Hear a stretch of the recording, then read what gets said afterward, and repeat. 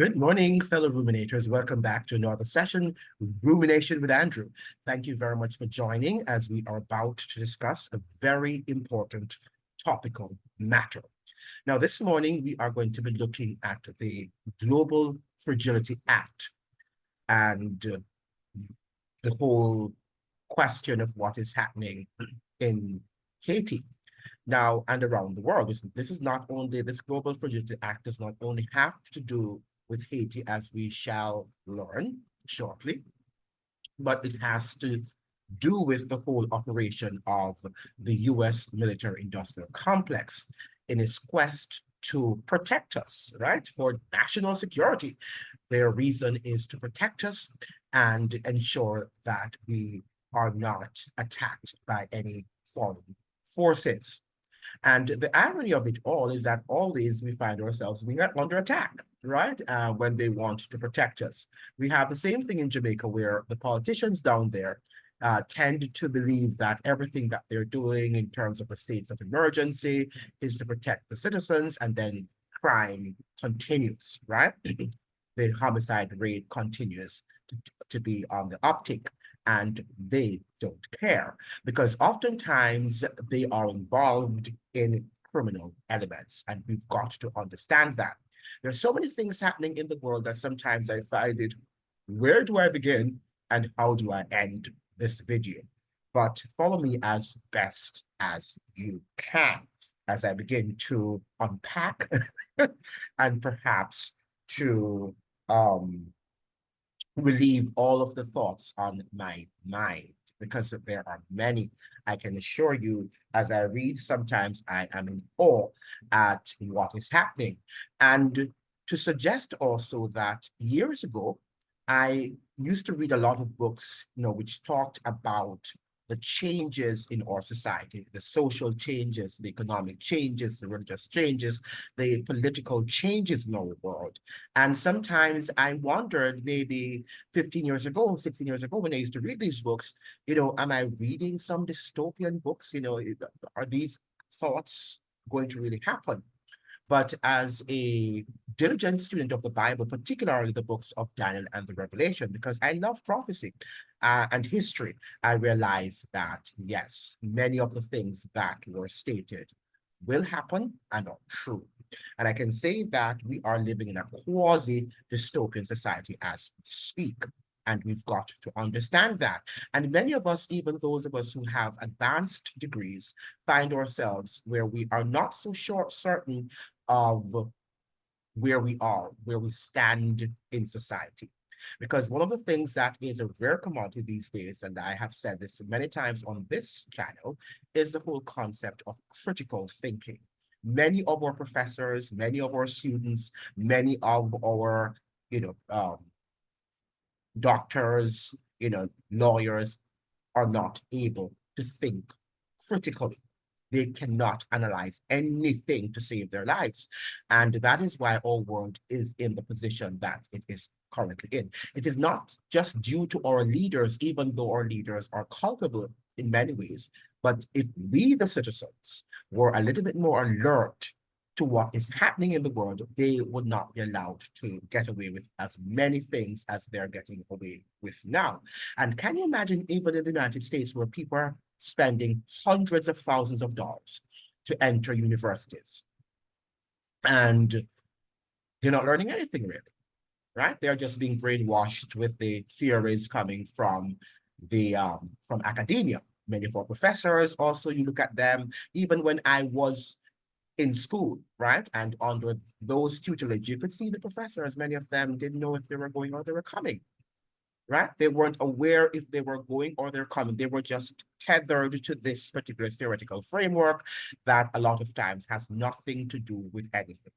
And that is why people like the Marcus Garveys, if they were alive, they could not really study in our current academic system today because they would not thrive there, because their thought processes were too broad, too extensive, and including myself. And I'm not the brightest person, but I know that I could not survive in that system because that system is too controlled, right? And for universities to thrive, for them to be able to distill knowledge, they have to have broad perspectives, and we have to have what you call academic freedom. And in our world today, we're losing a lot of freedoms, including academic freedom.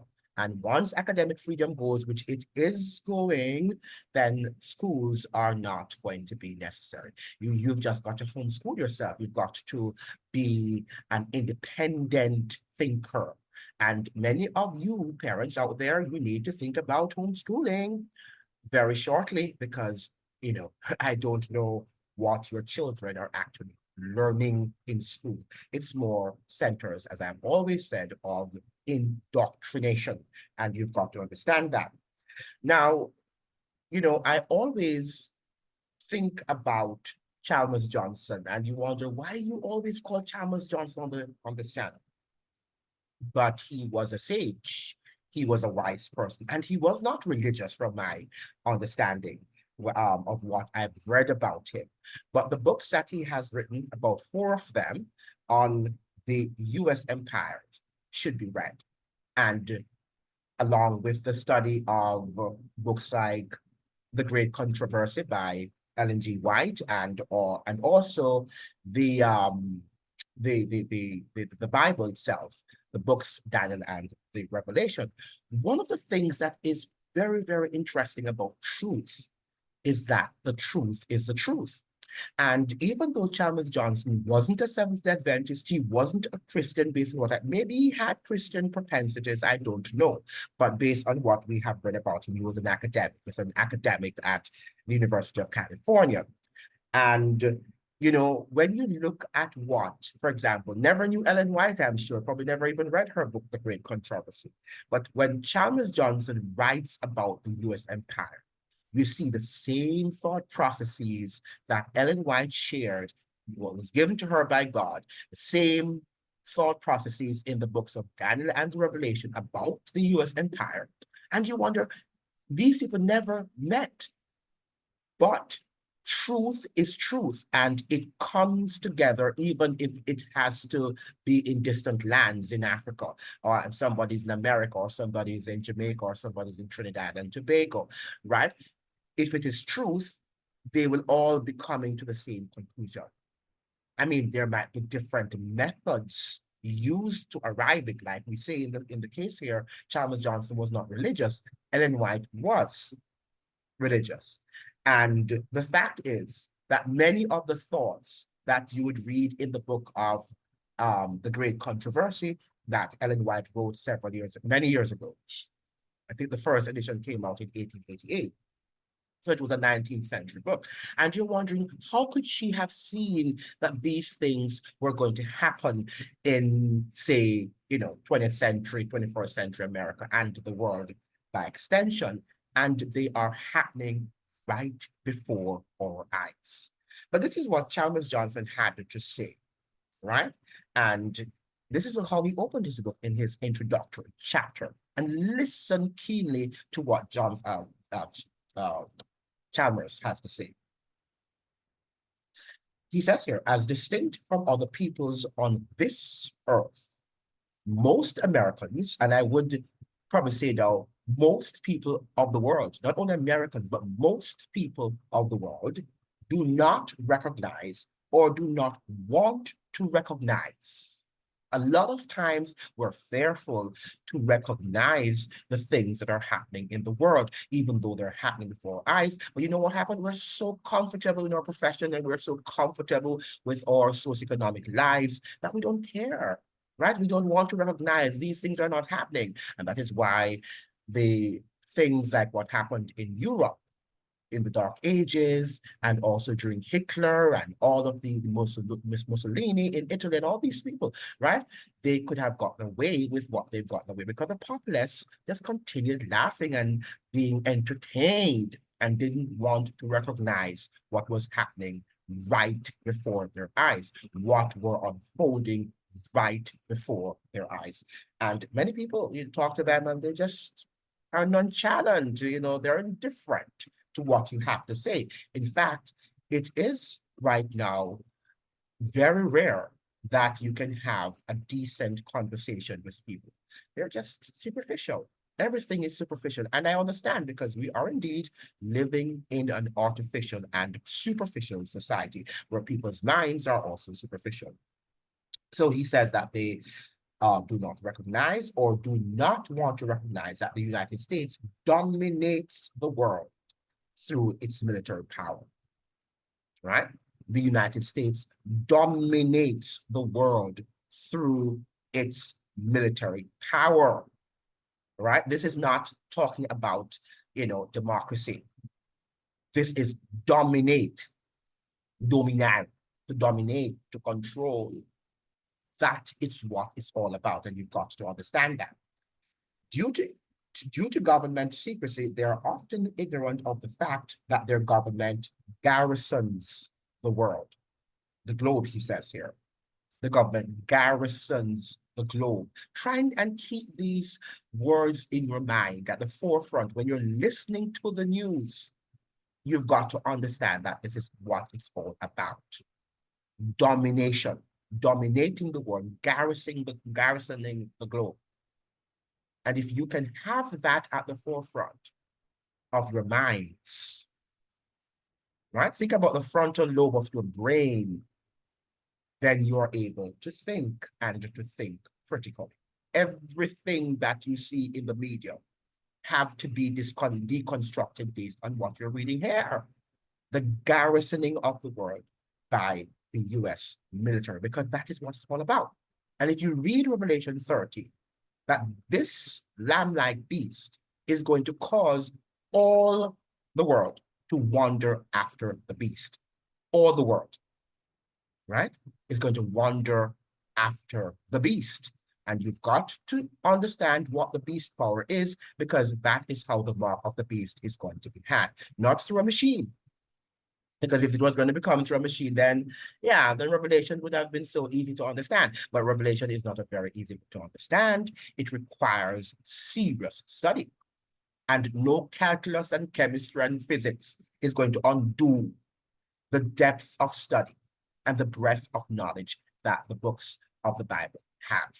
But because they are not studied, because they're not read, because we tend to put more focus on understanding, secular history, even though that is necessary and it should be understood, right? We place so much emphasis on publishing and, I'm doing this and I'm doing that, right? And it has nothing to do with anything.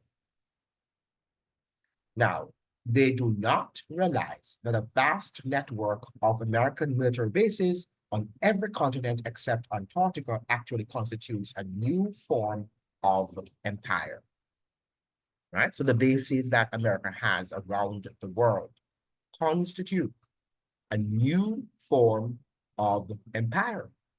And that is the greatest threat to US democracy. Now, the platform on which I'm speaking is censoring, so it's very important that you like this video, that it can be shared. If you don't like it, it's not going to be shared, because already they don't want to share it, but it triggers the algorithm, even though they do not want to share it, right?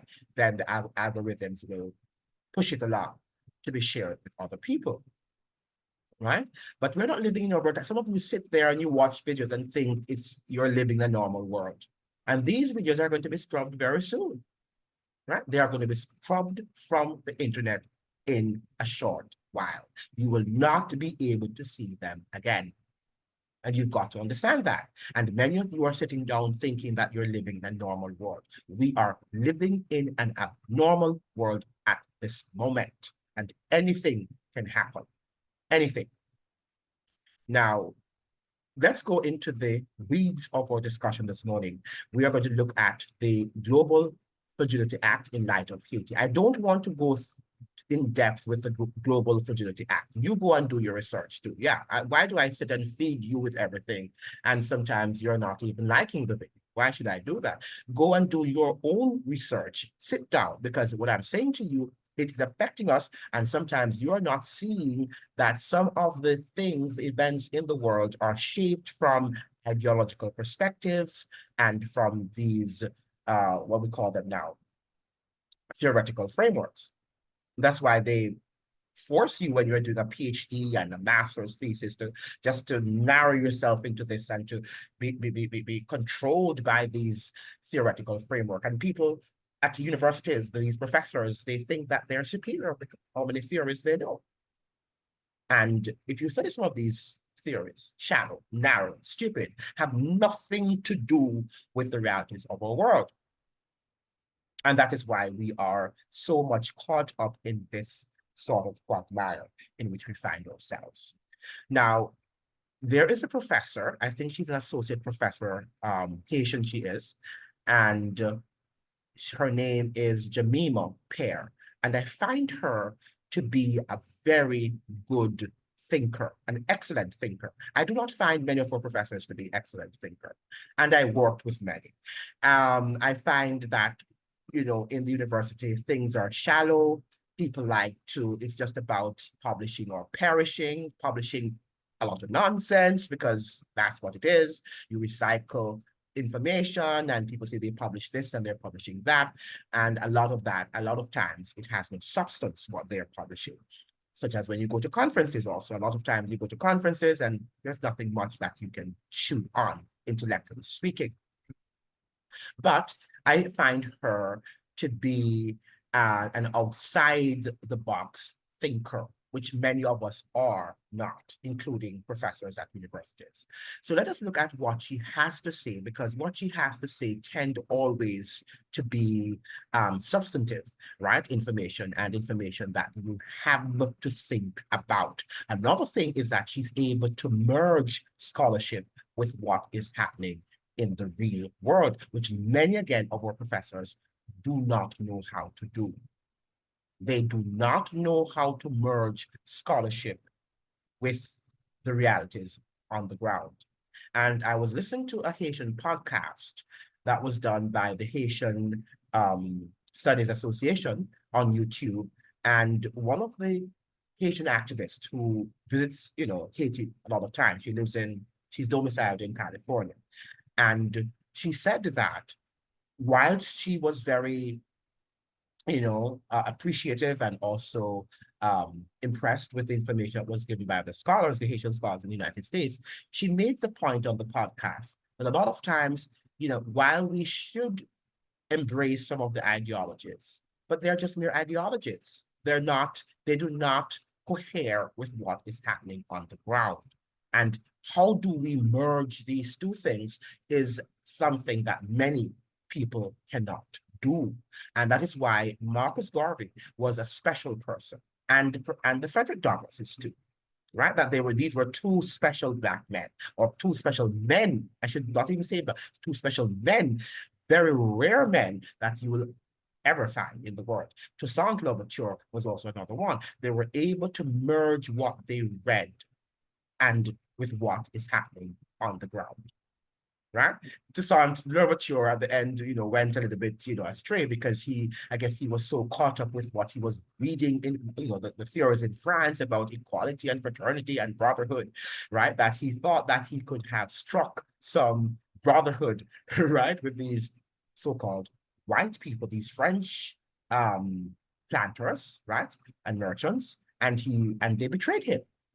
They betrayed him in the final analysis, right? Whilst Mussolini, who was not in this, you know, academic realm, right? He knew that on the ground, guess what? These people are going to betray us, and we've got to get rid of them, right?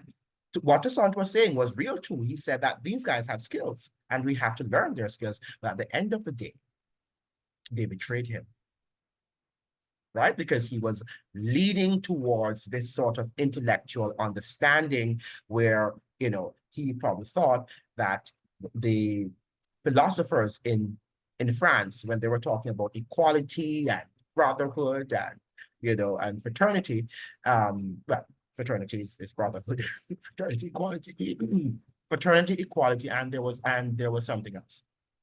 Yeah. Okay, yeah, whatever it was, right?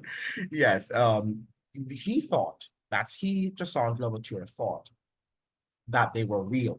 And let's not forget, in our world today also, we hear this diversity and inclusion and equity, the same thing coming from most of our universities and even Harvard University, right? And, and they're interesting because lots of things are happening at that university that you need to pay attention to.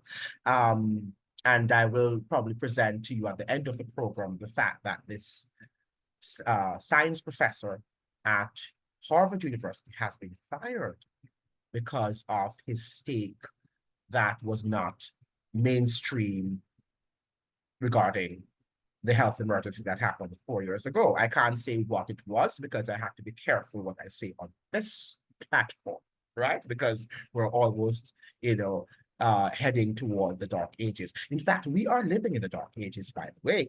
You are not seeing that because you think that you're so caught up with your cell phones and what is happening in the Bob Marley biopic movie, and you're singing and dancing and having fun and going to your conferences, and you think that you are living in a free world. But you've got to open up your minds and begin to think. And many of you are not thinking because you're drinking the wine, as the Bible says, of Babylon. And Babylon has drunken you with her wine, right? So you've got to wake up and stop drinking rather, the wine of Babylon. Now, let's look at what the professor has to say. And I use the word professor because it's not everybody that calls themselves professor that I respect, but she is one of the persons who you can say she is a thinker. I respect people who are thinkers, who are able to unpack things that the ordinary person is not seeing. Now, her name is Jemima Pear, right? And I think she is an associate professor at the University of California. Now, she says Haiti as empires laboratory. And remember, we just said from what Chalmers Johnson said that the United States garrisons the globe, right? And the United States military is used to dominate the world. And she's now saying that Haiti, she's making the distinction here, that not the distinction, but the point that Haiti is used as the empire's laboratory. And I've been saying this, that it is a playground. And what is happening in Haiti right now, you've got to study everything happening on the ground. Everything, because it is going to be played out right there in America, right there in Jamaica, right there in France, right there in Italy. Everything is not about racism, no. And there are aspects of that. Everything you have to consider. But right now, what we're seeing is the elites versus the non-elites. This is the war that's being waged right now. And not only non-elites, but those who are freedom-loving, because eventually even elites will be also punished, right, and rejected if they like freedom. Freedom versus slavery. And which do you want? You've got to ask yourself a question. It doesn't have to be, it's not going to be the racialized slavery that you are accustomed to. So all of this nonsense at the university, racism, and they're talking about racism ad nauseum, some of whom are racist themselves, right, are telling you about racism and it's all about ideology, just like the guys in France, the philosophers in France who were talking about brotherhood and equality and, and all of those wonderful things. And, that is what it's all about. They have no genuine, what should I say now? Desire, that's the word, to have us live in that harmonious society. As the United States and its allies push renewed foreign intervention, the uses and abuses of the First Black Republic as a testing ground of imperialism offer stark warnings. Beautifully said. Beautifully said, because this is a battleground. And, I said to Martin Henry, that was a columnist at the Gleaner years ago when he was alive. Unfortunately, he passed away in 2019. I used to commend him for the articles he used to write in the Jamaica Gleaner. And I used that word I said that Jamaica is also a battleground. Because it is too, and maybe we need to unpack Jamaica. And I was saying to a friend of mine yesterday that a comparative study needs to be done between Jamaica and Haiti, because the United States, as we speak, may not be in the form of the military that is happening in Jamaica as it's happening in Haiti. I mean, the US is attacking Haiti on all fronts. But economically, Jamaica finds itself in a similar position, right? Through the abuses of the International Monetary Fund, the World Bank, and the IDB, right? And the university and our universities in Jamaica are just silent. They're just moving with the wind, flowing with the current. Nothing is happening, nobody's speaking, because they are for the status quo. Now, Haiti still struggles to be free, right? So the United States is not there to bring freedom to the people. They are there to dominate, to garrison that country and to militarize it, as Chalmers suggested, right? And I would admonish you, I would advise you, I would recommend, and Chalmers Johnson is dead, and I have no interaction with his family. In fact, I don't know his family members. So I'm not promoting the book. I'm promoting the book in the sense for your own good, not for my good, right? Because I get nothing from doing so, right? So you need to do what you've got to do. Now, yeah, so this is from NACLA, right? This is one of her publications in NACLA. In December 2019, President Donald Trump signed into law H.R. 2016-2116, also known as the Global Fragility Act. And this is what you've got to do your research on, right? On these videos, you've got to do your own research too. I can't do everything for you. You're not babies. Move away from the TV, because in fact, I would suggest at this point of the history, throw away the TV, give them to somebody, because they're not helping you. They're not going to help you, right? They're not going to help you at this point, right? Your children should not be watching TV. And I told you that when I was, if you speak to the ordinary Chinese person, the young people there, their parents don't allow them to watch TVs, because they know that TVs, the televisions are propaganda machines. Of course, China has its own propaganda machines too, but, but the tools, that is a very important tool of indoctrination. So when you're watching the news and you're reading, these papers now, even the New York Times and the Washington Post, yeah, they're just lightweight papers, right? To indoctrinate you. Although this act was developed by the conservative United States Institute of Peace, it was introduced to Congress by Democratic Representative Elliot L. Engel, then chair of the House Committee on Foreign Affairs, and co-sponsored by a bipartisan group of representatives, including significantly Democrat Karen Bass. So the fact of the matter is that this Global Fragility Act is not only Republican or Democrat, it is both. It is a bipartisan effort. When it comes into the military and what happens abroad, US foreign policy, that is, it is always a bipartisan act or effort, right? You've got to understand that. The majority counts. And when I say bipartisan right now, I don't mean that everybody on both sides, right? And everybody's evil on both sides. I'm saying that the majority counts, because that's what democracy is all about. And the majority always, prevails. And Democrats, the majority of them would agree. The Republicans, the majority of them would agree. A lot of times you're voting based on personalities. You're not voting based on the issues. You've got to vote based on the issues. Freedom of speech, freedom of expression, freedom of religion, all of these things. Study your constitution and see how these guys are operating. And as your rights begin to be eroded, then you have to say, I can't vote for this person, right? Not because you don't like the personality, because, let us say, for example, I'm a teacher, right? And there are times when my students don't like some of my personality traits, but they might say, oh, this guy is a good teacher, so I'm going to stay with him.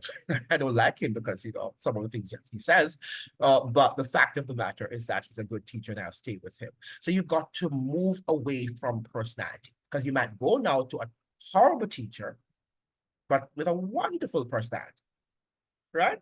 And then you either fail or you do not come up with the same, amount of knowledge, quality of knowledge that you would have come out with if you had gone to a professor that might not necessarily have the best personality in the world. when I talk to people, people tend to look at personalities. And you know, I think that it's normal to look at personalities because that's what we see when we see people. And we want to be able to interact with people who are, you know, have these wonderful personalities. They're pleasant, they're amenable, they're amicable, all of that stuff, right? Yeah, we do. Now, the GFA presents new strategies for developing US hard and soft power in a changing world. It focuses US foreign policy on the idea that there are so-called fragile states, countries prone to instability, extremism, conflict, and extreme poverty, which are presumably threats to US security. So even poverty, when you have extreme poverty, which Haiti fits all of these conditions. Instability, there is in Haiti. Extremism with the gangs down there who have taken over the country, right? Conflict, we can see the conflict between the bourgeoisie class and the masses of the labor class down there, the working class, and extreme poverty. Haiti is known as what? The poorest country in the Western Hemisphere. So in the eyes of the United States, based on this Global Fragility Act, Haiti fits all these conditions, and that is why the US military is there. It's using this as a pretext. It's using this act as a pretext to control what happens down there. And you're going to see that it's going to happen. But this is a playground. Haiti's a playground because it's going to take place in all parts of the world, including states in the United States of America.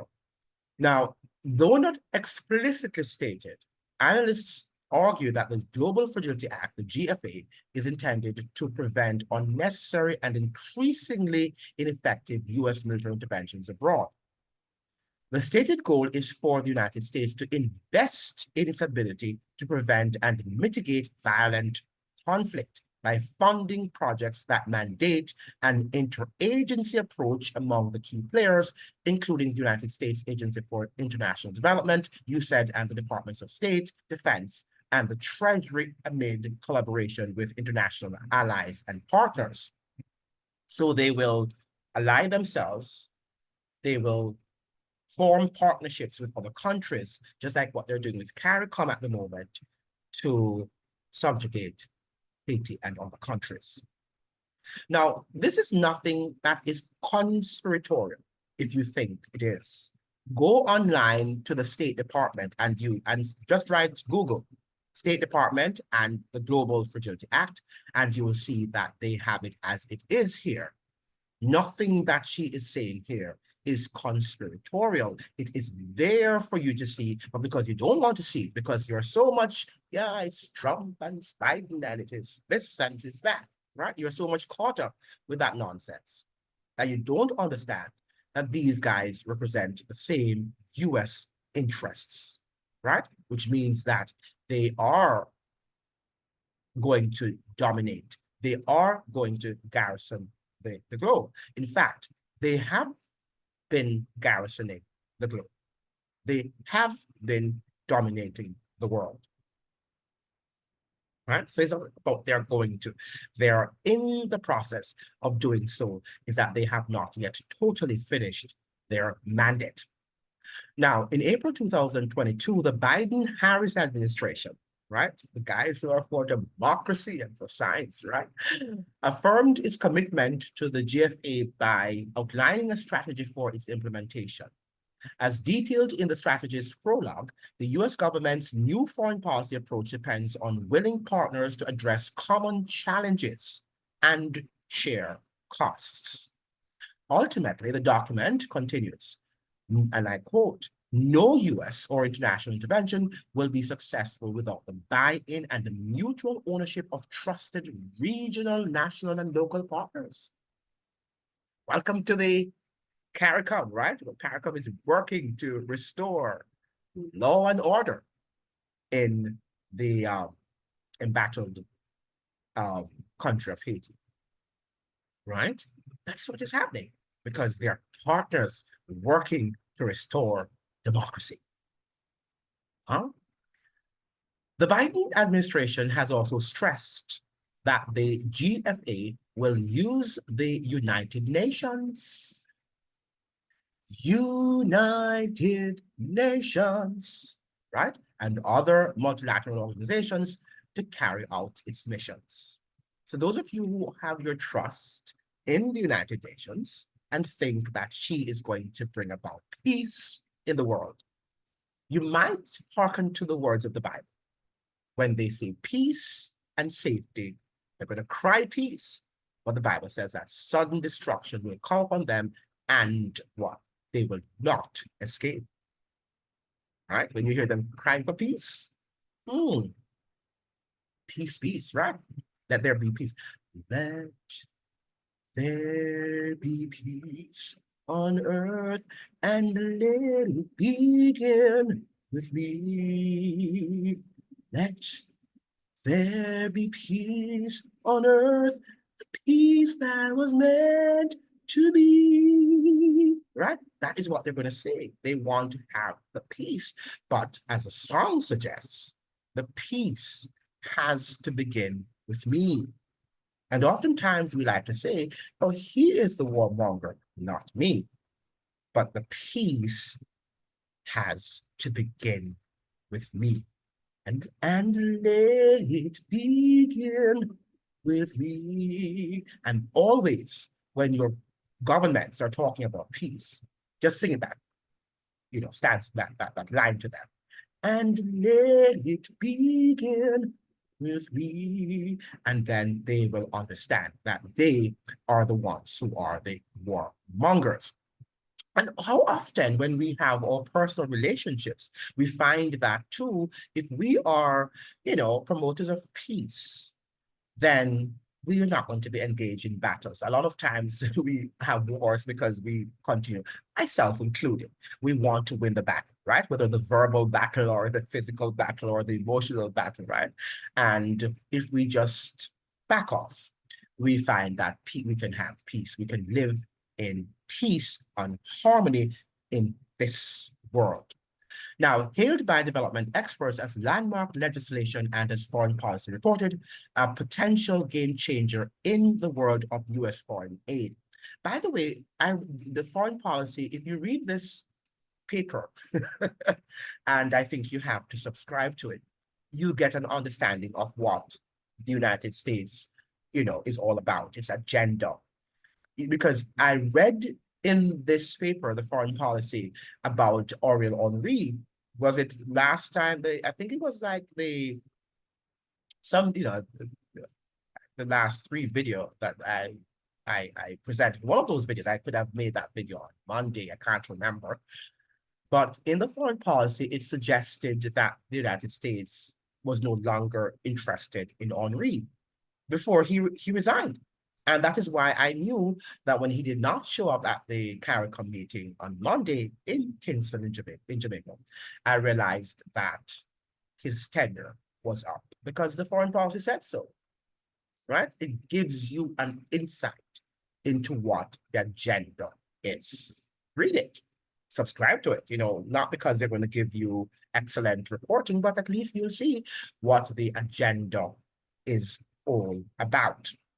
Now, the act seems to offer a reset of U.S. foreign policy in ways that shift tactics while maintaining the objectives and strategies of U.S. global domination. The act and its prologue clearly articulate that its main goals are to advance U.S. national security and interests and to manage rival powers, presumably Russia and China. Right? So that's what it's all about.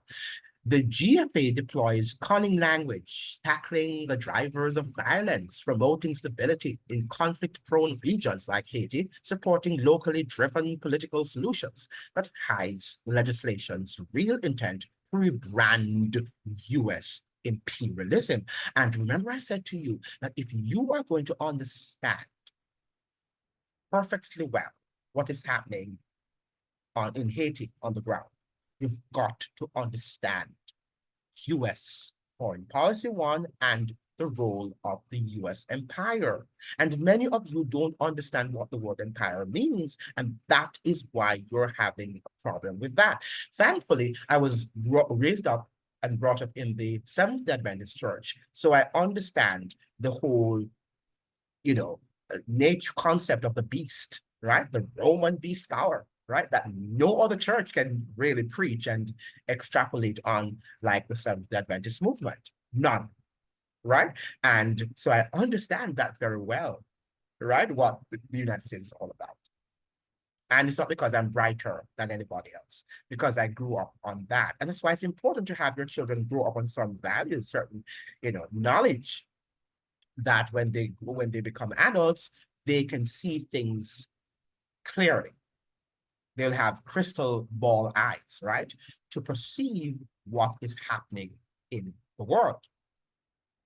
Not because I'm more discerning, right? But you have to. The Bible is the light. It is true. I can't hide from that. Even sometimes when I don't feel like reading it, the word of God is a lamp, a light onto your path. You're not going to get it at Harvard. You're not going to get it at Princeton. It might enhance the light that you already know from the Bible, but you're not going to get the light from these institutions. In fact, Harvard and the Princetons, they were once religious institutions until they became, now they are more atheistic in orientation, and they believe that by being atheistic, they are superior, but they're following in the footsteps of France, revolutionary France, and the same dynamics that took place in France is going to happen right there on a grander scale in the United States. That's also another revolution, along with the Haitian Revolution, that you should read and understand. Not only read, but you should understand it. You should understand the issues and the movements of those two revolutions. Very, very important. The Haitian Revolution is important in our side of the hemisphere, but also the revolution of France, of revolutionary France. And we're hearing a lot of, and seeing a lot of revolutionary movements in the United States as we speak, right? Now, in their deliberations on the Global Fragility Act, US officials labeled Haiti as one of the world's most fragile states, right? And it is, but who created that, that's the whole point. And the whole thing about Trump saying that, this SO whole country and stuff like that, we have to accept that it is. But the conversation should have then been opened up and say, why is it? It's all like, like you're having cancer, you're having, a disease. We have to accept that we have the disease, but why did we get the disease? We have to look at the root cause of the disease and not the symptoms. People tend sometimes, oh, I have the flu. I got it from X, or I got it from Y, or got it from Z. And a lot of times they're lying. They got the flu because their immune system was compromised. But as people, we like to just, look at symptoms of our situation, of our disease. We do not like to look at the root cause. And what is the root cause? What lays at the root of Haiti's lack of development and it being a fragile state? Because it is. And we've got to accept that reality. I find even in Jamaica, people don't like to accept the realities of what the country, and people in America also do not like to accept. And that is what Chalmers Johnson is saying in his book. He says that what? Let me read his words because I forget. Most Americans do not recognize or do not want to recognize. It is a deliberate effort on their part not to recognize the shortcomings of the US military and the foreign policy. And if you want to understand the United States very well, because many people in the United States do not understand their own country. Many people, many Americans do not understand the country in which they live. And many Americans have to travel abroad, have to live abroad before they understand what America is all about. And many of them are frightened when they learn that what they thought they knew, and people with advanced degrees, is or was not true, right?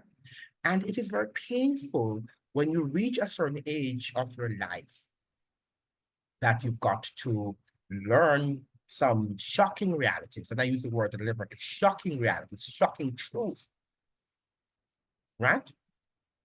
Because those truths were actually denied you, were suppressed, were censored. Yeah.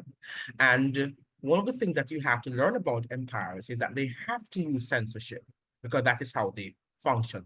They thrive on censorship, right? So that is what it's all about. Just like a virus thrives on its host. Yes, so the empire thrives on censorship, on the suppression of truth. Okay? Yet this supposed fragility has been caused by more than a century of US interference and consistent push to deny Haitian sovereignty. So she's saying that that is why it's fragile, because the United States has denied Haiti its sovereign right to self-government, right? Throughout a long history and complex, and though blatant imperialism, let me repeat that. Throughout a long history and complex, though blatant imperialism, Haiti has been and continues to be the main laboratory for US imperial machinations in the region and throughout the world. So it is that playground that the US is using to showcase its imperialism, because that's what they have to do. It's like a scientific lab, and they have to go and they have to experiment and see what works best and what does not work, the shortcomings and the strengths. And that is what is happening in Haiti at the moment, right? It has nothing to do with restoring law and order. And you've got to understand that. And many of you are not understanding that. When the IMF goes into Jamaica or goes into any country, it is not there to strengthen its economy. It is there to do the opposite, the contrary. And your leaders, including your intellectual leaders, will tell you that's what they're there to do. But they're not there to do that. And when are you going to wake up? We've been having IMF policies so many years. The only persons that perhaps I would forgive for not understanding the IMF are Americans, because they don't have a clue what the IMF and the World Bank do to countries and the monies that they have stolen from them, the economic resources, so that Americans can live comfortably in their own country. They don't have a clue. They just go to countries and, wow, why can't this country upgrade its electricity? Not knowing that a lot of times those were IMF policies to sell over government properties and resources to private entities and corporations, which eventually steal from you, because the government also has to subsidize these so-called privately run entities like the electricity and other public utility companies, right? And then they're making millions from the population, right? But people can't see that because they don't understand. In the US, the schools do not educate Americans in terms of understanding the world in which they live. They don't even educate them about America itself. So you find that many people who go to America have to educate Americans about America because they don't understand the country they live in too. And, you know, teaching there, living in the United States, and when I look at the books that are available, books to stone dogs, and yet Americans are living in one of the darkest periods of their history. And they don't know, because they fail to read and to understand. And what they read is just some superficial nonsense. Just like going to see a Bob Marley biopic movie. What is that all about? How is that going to empower you? It does nothing to the intellect. Absolutely nothing. Right? But you just like the hype, and you like when people are everybody's talking about the same thing. It's like everybody's playing the sports and everybody is watching the Super Bowl and and the baseball matches of the world. So you read the same books, you watch the same sports, you eat the same foods, you sing the same songs, and we behave as robotic creatures. And that is not the purpose for which God made us. He made us to think and to have our own individuality. Now, Haiti has been, I think we said that already, that it is continued. The US is using it as a laboratory to test its global hegemony. It wants to control the world. It is on a quest for full spectrum dominance, right? The United States is on a quest for full spectrum dominance. And that is dominance. It's not about just saying, hi, how are you? It's about do it or else, right? If you do it, or if you don't, consequences follow. And the United States and the Western world, whether you like it or not, is a very violent society. Western civilization was built, and that is the irony of it.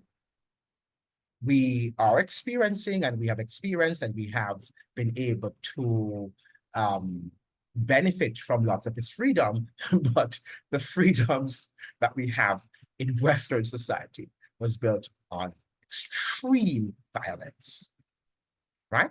A violence that is unthinkable or would have been unthinkable in previous civilizations, even though they also were violent.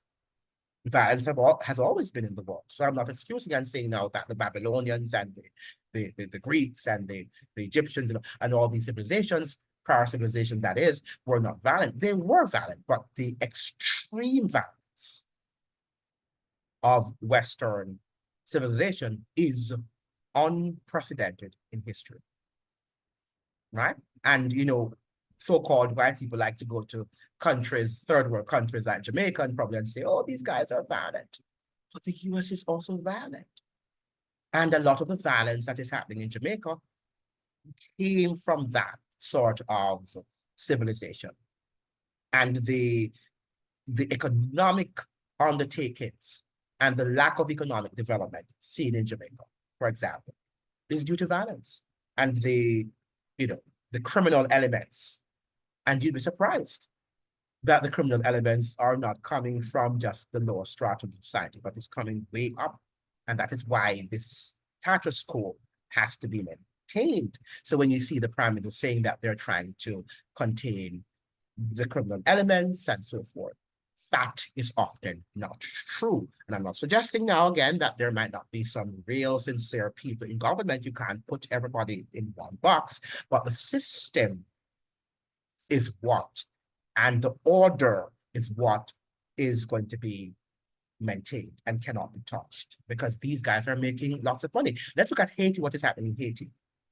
The violence works for the upper echelon of society, the elites, the Haitian elites. It works for them. It works for the United States. It works for the NGOs that are there, right? Haiti has the most NGOs per capita in the entire world, right? And these people, NGOs, as you call them, non-profit organizations, don't say any, when people talk like that, I'm saying you are naive.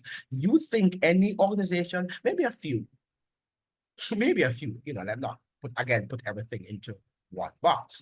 But the fact of the matter, most of these NGOs, especially if they're politically aligned, right, are for-profit organizations. And most of the NGOs in Haiti are for-profit corporations, and they're making millions of dollars from violence and chaos and social disorder. And you've got to understand that. You've got to understand that. I was listening to a program on Rising. That's the program Rising on the Hill that can be viewed on YouTube. And Brianna Gray was interviewing, I forgot this Haitian activist, right? He's American, but he's American. He's an American Haitian activist. And he said that the multinational security forces that were to have come from Kenya, Jamaica, Barbados, wherever, Bahamas, that these national forces are approved by the United Nations Security Council. So they are approved by them, but they are not, when they go to Haiti, if they do ever go, which we hope that they never go, if they go to Haiti, that they are going to be considered as non-UN approved forces.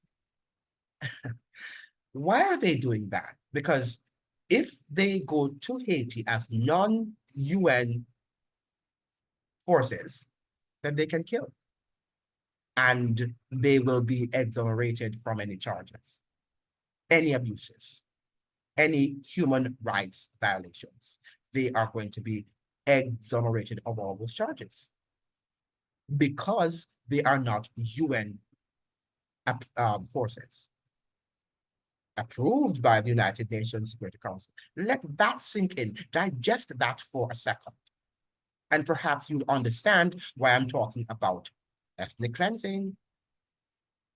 I was also listening to another program on Nationwide in Jamaica yesterday. And a Jamaican journalist, well, I think she resides in the United States. So let's call her a Jamaican American. Yeah. And she was on the ground in Haiti, and she's suggesting that, in Haiti, you have of a population of 11.5 million people, you have over 6 million people who do not have access to food and basic necessities. Over 6 million people, and that is happening in the Western Hemisphere. That is happening in the region, the Caribbean region. This is not in Palestine, this is not in Gaza. This is happening in the Caribbean.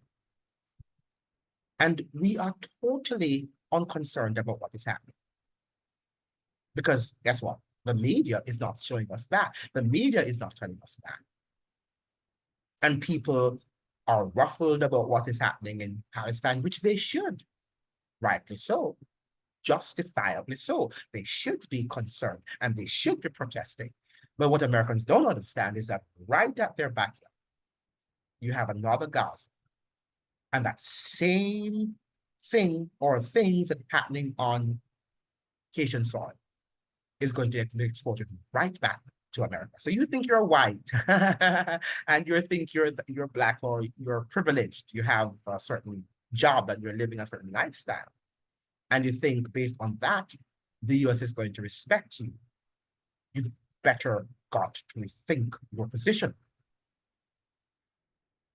Right? Because you don't understand the world in which you live.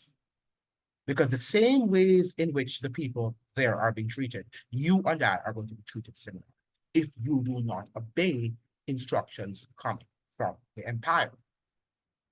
Okay, now let us continue. In fact, a review of the actions of the United States and the so-called international community in Haiti from 2004 to the present demonstrates how Haiti has served as the testing ground, the laboratory for much of what is encapsulated in the Global Fragility Act.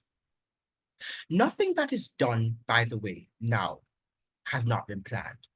Most of what you're seeing happening in US foreign policy, for example, were planned 20, 30 years ago. We're the ones who wake up every morning and the media continue to, wow, the world is going underground. Right? The world is going under the toilet. And they're behaving as if they don't know why. Right? When it is all about the dominance of the US empire. Right? That's what it's about.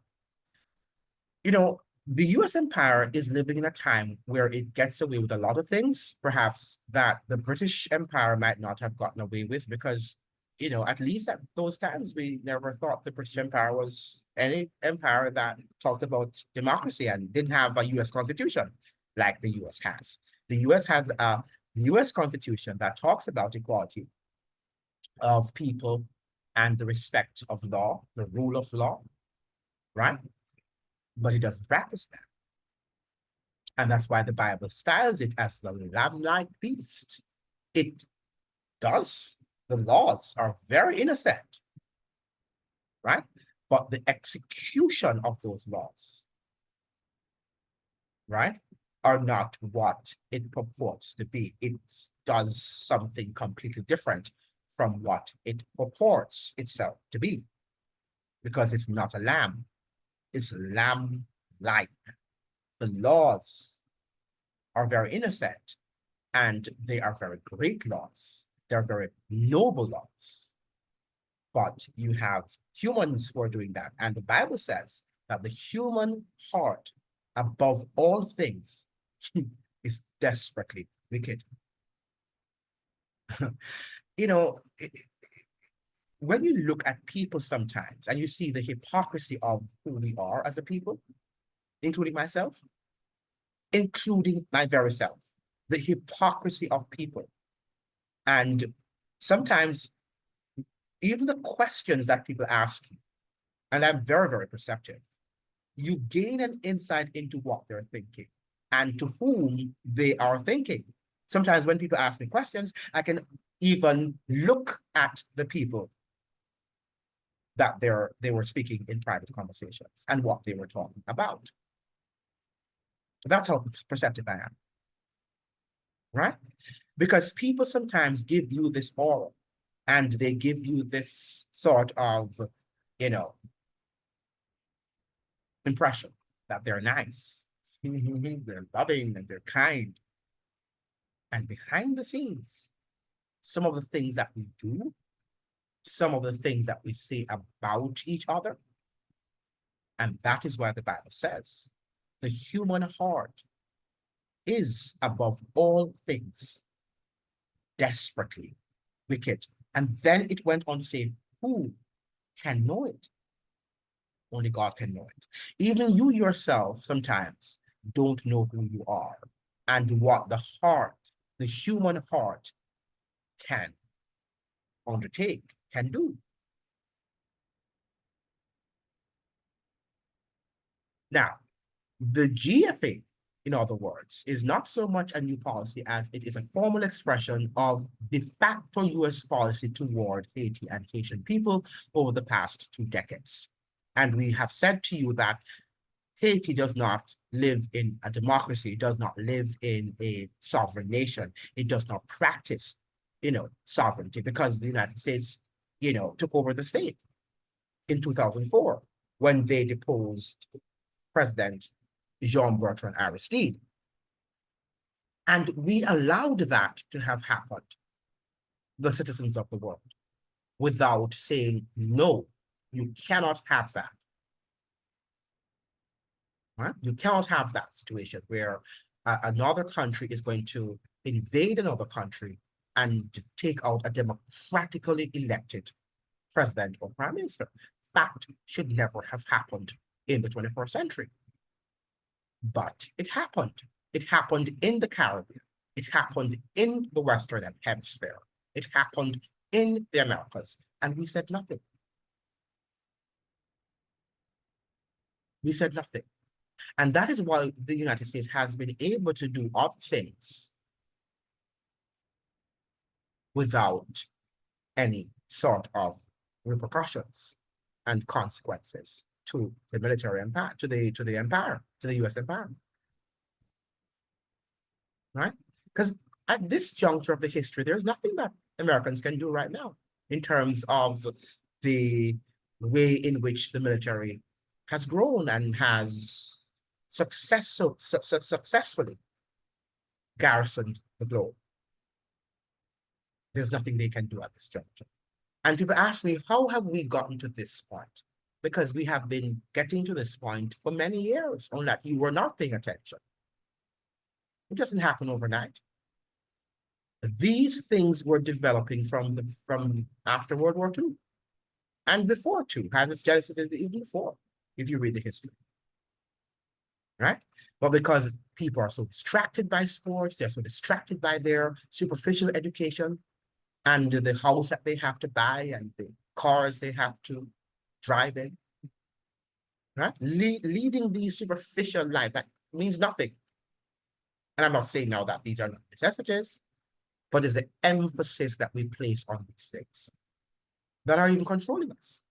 The very cars that you ride in, the very modern ones, are spying on you. The stoves that you have in your house, the smart TVs that you have in your house, they're spying on you. Right? You have no privacy. But you think you have to have them because your friends have them and you must have them. You must show your friends and your acquaintances that you are somebody. Right? And I'm not suggesting here that anything is wrong with these things, right? I'm just suggesting to you that it's time for you to stop putting emphasis on these things. Some of you will have 3 jobs to buy these nonsensical gadgets, right? When you should be spending time in the Word of God and also reading and assessing what is happening in the world. But you're so caught up with your job, right? Oh, my job and what is happening on the job. Do you think you're going to talk about your job when you're dying on your death's bed? Do you think you're going to talk about your colleague and what your colleague was doing or not doing? It means nothing. Absolutely nothing. Now, without recognizing these uses and abuses of Haiti, the site of the longest and most brutal neocolonial experiment in the modern world, we cannot fully understand the workings of US and Western hegemony or hegemony. And if we cannot understand US hegemony, then we cannot defeat it, and Haiti will never be free. Right? What a beautifully said piece there, right? We have to understand US and Western hegemony. And that is why when I'm talking to people right now, it does make sense talking to them because they have not read. And you will say to them, read this book. Read this book about US empire. Well, they don't want to read it. Not important to read it. It's important to listen to what the CNN anchor and the MSNBC and the Fox News intellectually challenged journalists. When you look at these people, what do you see in their faces? Reading from a teleprompter. And you believe every word they tell you. Everything that comes from these channels, they dress them up and they put on their makeup and they sound to you as if, I mean, I don't even think they sound nice to my ears, but to you, they sound nice, right? Like you're listening to harmonic music. Let there be peace on earth and let it begin with me, right? That's how they sound to you. They sound beautiful, right? That you begin to sing along with the chorus that the chorus of the news, and they're repeating America for freedom and democracy. And you believe that, right? You believe that Trump is the greatest threat to US democracy and that he has said some of the most, unpalatable things that you'd ever hear from a human being. Until you read some of the things that Biden has said or that the Obamas have said. But because the news media will not tell you what these people have said about you, you think Trump is the only one that is guilty. And I'm not pro-Trump by any stretch of the imagination, but I'm telling you that you've got to look away now from personalities and to look at the political, the economic, and the religious issues. And I'm telling you, the religious issues are also important. And maybe one of these days, I am going to unpack from the Bible the whole understanding of this US empire, right? Because it is there. Why do you have it in your house and thinking that it's just a book for, to some good counseling, some wise words, right? And it is true that it has a lot of wise words, but it also has an insight into prophecy, past and future, right? Because prophecy, if you don't understand the past, you will not be able to understand the future. And people tend to say, oh, he's a prophet because he's saying that tomorrow is going to rain. And It rains. Oh, so he's a prophet. It doesn't work like that, right? Being a prophet has far more responsibilities than just being able to tell you that tomorrow it's going to rain. And you see, oh, it didn't rain, so the person is not a prophet. Or if it rains, the person is a prophet. That is how simplistic you think. And that is how simplistic the education system is. We have this inductionist worldview of the planet in which we live on which we live, rather. Right? It's time for you to wake up and stop trying to align yourselves with the majoritarian perspective, with what the majority say, right? And that's what happened the other day during the health epidemic. Everybody, or the majority of the world, following in lockstep with what everybody else was doing. Because you didn't want to stand out. You didn't want to be called names. And so you did. And many people suffered the consequences. Had they listened, had they stood up for what they believed in, those consequences would not have befallen them. But this is how individuals are. This is how human beings are. That's why we can't trust anyone at this juncture. We're hearing also that the first lady of the former president of Haiti, Jovenel Moïse, that his wife is implicated in his death. We hope that is not true. I mean, I had my suspicions, but I was hoping that I was wrong. And if that is true, how horrible a situation that is, that your very wife would be involved, would be implicated in your death. Are we living biblical times where the Bible says that mothers will kill their children, children will kill their parents, husbands will kill their wives, and wives will kill their husbands? We're living in those times right now. So you dare not trust your own, because people have their different agendas. And that is why the human heart, above all things, is desperately wicked. Who can know it? I hope that you will try to understand and try to read more about the US military empire, and that you will also try to recognize the events that are connected with the growth of that empire, and stop trying to live in this superficial world and move away from people who are superficial. Because, if you are not superficial and you're hanging around people who are superficial, they are going to impact you and impact the way on the way you think. And you are going to wind up making bad decisions, because we're going to be impacted by our friends. And this is why it's better to keep two friends who are able to think than to hang around lots of people just because you want to watch a Super Bowl with them and to eat some food with them. But they're not necessarily impacting you positively. They're not helping you to grow. Right? It's time for us now to wake up and to understand that we are interconnected in this globe, on this planet.